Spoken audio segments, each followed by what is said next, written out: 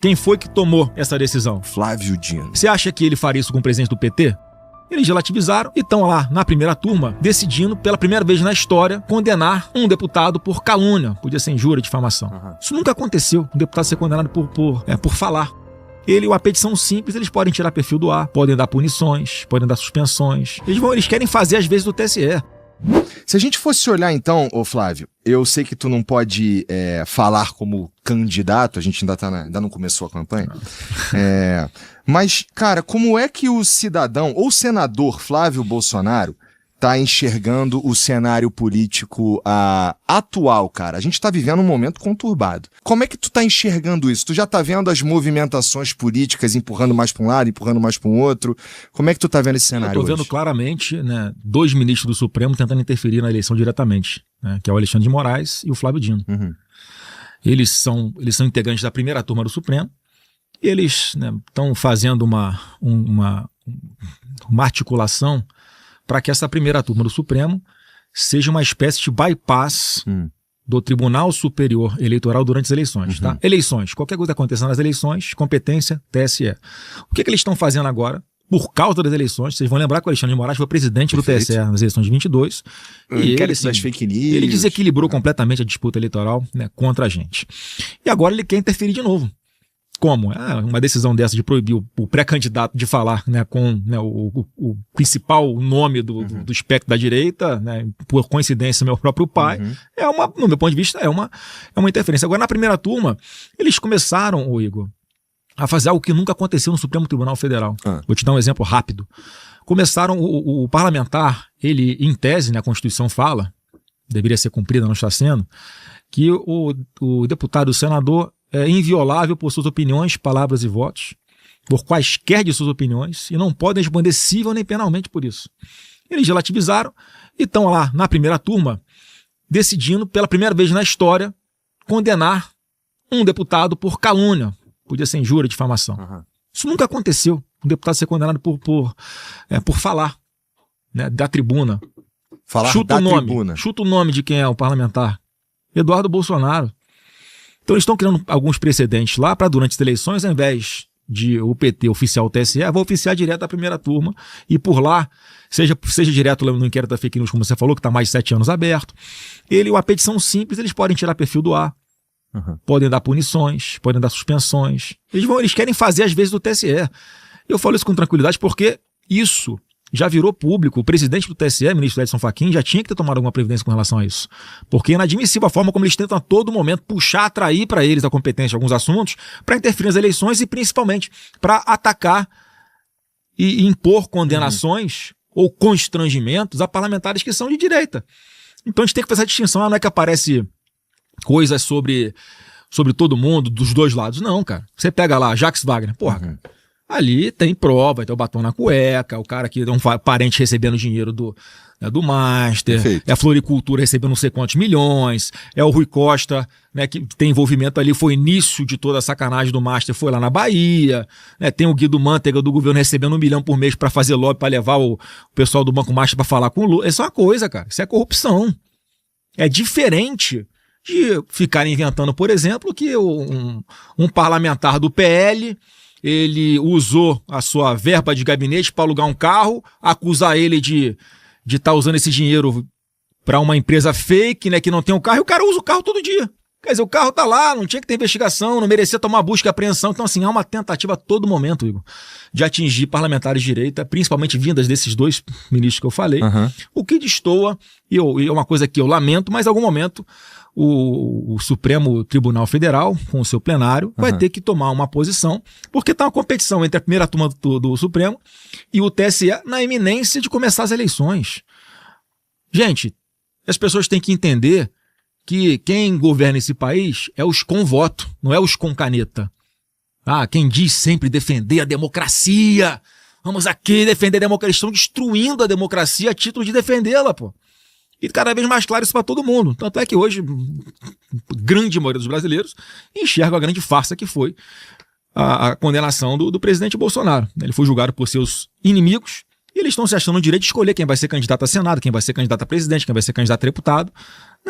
porque eles se acham no direito de decidir pela população. Então isso está longe de ser uma democracia. Isso significa que, então, vamos chamar aqui de teus inimigos políticos, eles têm, então, pelo que tu tá falando aí, um certo, não vou chamar de apoio, mas uma certa vantagem, em alguma medida, por conta também não vou chamar os caras de aliado do Lula ou do PT, mas vou dizer que com certeza tem algumas ações ali que elas parecem, para nós, pender mais em geral para um lado. Isso aqui não é nem puxando o saco de ninguém, é só, se tu ficar olhando, tu vai ver que os caras em geral pegam mais no pé dos bolsonaristas, né? Eu tô falando aqui da primeira turma, né? Mas, pô, tu não consegue, pelo tempo que vocês têm de política, por entender o jogo e tudo mais, tentar dar uma igualadinha nesse jogo? Porque tem uns caras lá também que gostam mais de você que do Lula, não tem? Olha, se tem, não estão tomando decisões a meu favor, né? Você imagina se, olha só, por exemplo, essa ação que foi feita contra o presidente do PL, o Valdemar, né? Acusação. Ele pediu para deputados para colocarem emendas em alguns lugares em prefeituras que conseguiriam executar as emendas. O que tem de ilegal nisso? Nada.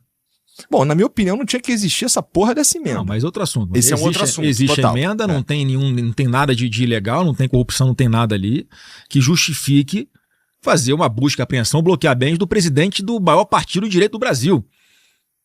Quem foi que tomou essa decisão? Flávio Dino. Você acha que ele faria isso com o presidente do PT?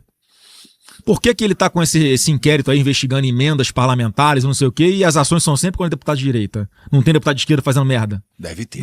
Eu diria que tem. E aí agora, para fingir que ele é um cara isento, ele vai e oficia todos os presidentes de 21 partidos para informar o que é isso.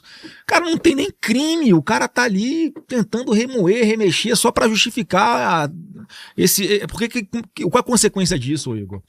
É óbvio que perante a opinião pública é um desgaste. Com certeza.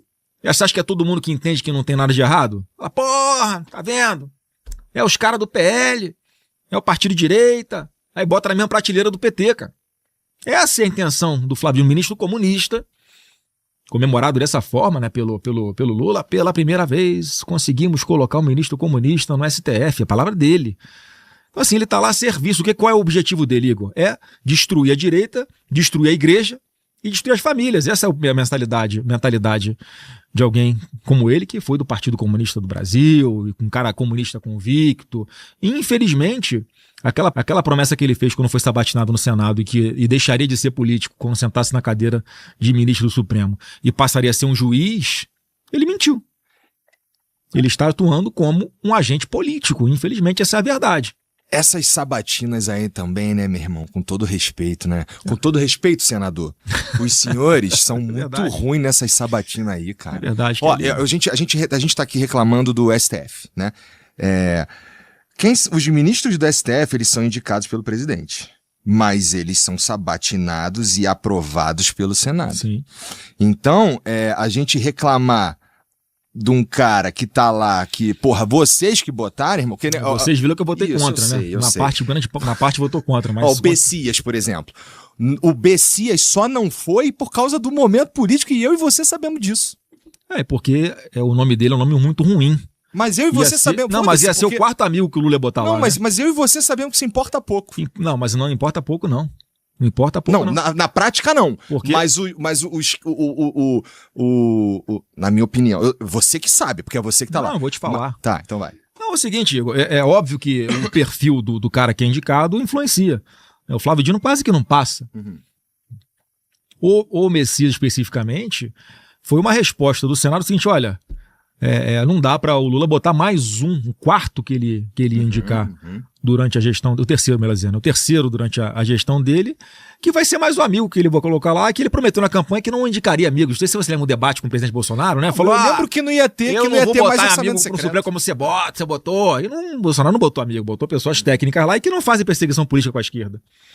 Ele botou pessoas que estão perseguindo a direita e o Messias é mais um. Vocês vão lembrar que o Messias é aquele cara que pegou o ofício lá da Dilma e vazou o áudio. Aqui, ó, o Messias está levando para você você tomar posse. Você virar ministro para, né, se tiver alguma coisa contra você, você mostra que você, né, tem foro privilegiado, né, então não vai poder ser preso, enfim. Então é esse cara que se prestou esse papel. Então, em função disso, também houve uma articulação e ele não foi aceito. Agora eu concordo contigo, o problema é do Senado. O Senado que não fez o dever de casa. A competência para fazer impeachment de ministro é do Senado Federal. Só que, mais uma vez, ali são 81 senadores e tem de tudo, cara. Menos quem não teve voto. Todo mundo que está ali teve voto. Verdade. Então, por isso que eu falava já, Igor, há 3, 4 anos, quando começou a perseguição, quando começou a perseguição contra meu pai, e eu tentava fazer essa interlocução com o ministro do Supremo, né, para mostrar o nosso ponto de vista, falou, cara, o caminho não é esse, a gente teve voto, ele foi presidente da República e tal. Eu falava, vocês vão acabar fazendo o seguinte, nas eleições de 2026, lá na frente, impeachment de ministro vai ser a pauta principal da eleição. E não deu outra, cara, totalmente previsível. Hoje, uma parcela grande da população que está nos assistindo, na hora de escolher um senador, nessa eleição de outubro, vão escolher 2 por estado, vão querer saber se ele é a favor ou contra o impeachment do ministro Alexandre de Moraes. Vai ser um critério para o eleitor escolher o seu candidato ao Senado. Isso é legal? Cara, não acho legal não, mas assim é necessário. Chegou num ponto que o desequilíbrio de poderes assim é tão grande que todo mundo sabe que hoje tem que ter uma quantidade de senadores dentro da Casa Senado Federal que se proponha a fazer impeachment do ministro Alexandre de Moraes. A culpa é da direita? Não, a culpa é das próprias decisões absurdas e atrocidades que ele vem cometendo ao longo do tempo e descumprindo a Lei 1079, que é a lei que dita quais são os crimes de responsabilidade que podem ser imputados a ministro do Supremo Tribunal Federal. E ele tem vários, atuação político-partidária, ele não se declara suspeito para julgar um processo quando ele deveria se julgar suspeito. São assim, crimes objetivamente ele cometeu crimes de responsabilidade.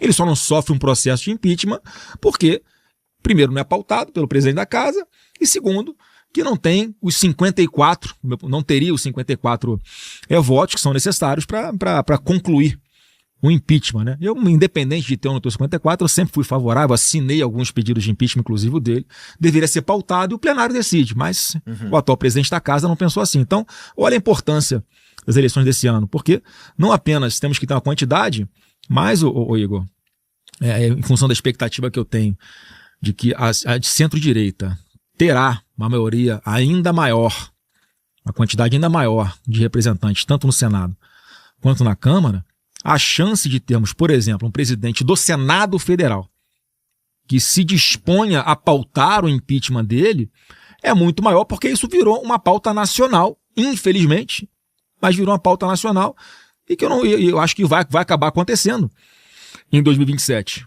Com uma maioria de senadores centro-direita, com o presidente da casa que entenda que tem que cumprir a Constituição e a lei, paute o impeachment dele. O problema é que provavelmente o que tá lá vai ser reeleito, né?